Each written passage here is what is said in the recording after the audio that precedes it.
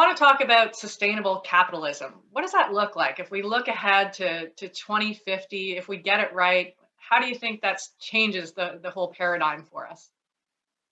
Yeah, I mean, it's incredibly exciting to see that a lot of these topics around sustainable investing, which, when I started in the industry used to be a bit fringe, have so quickly become so mainstream.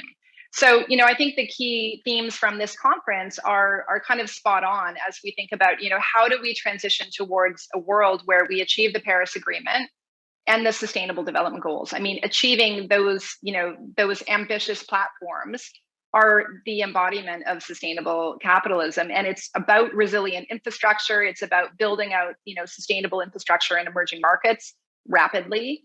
It's about, scaling up the transition to, kind of smart technologies that enable us to reduce emissions rapidly while protecting environmental sustainability and biodiversity.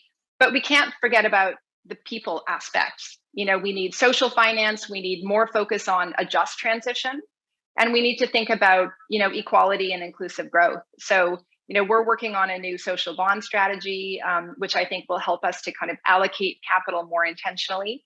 We've also recently launched a new fund focused on inclusive growth on the equity side, which is looking really at company behavior around, diversity practices, around looking at, pay equity and the kinds of behaviors that we need to see from companies to be able to ensure a more equitable society, which of course is, helps to underpin a sustainable economic future.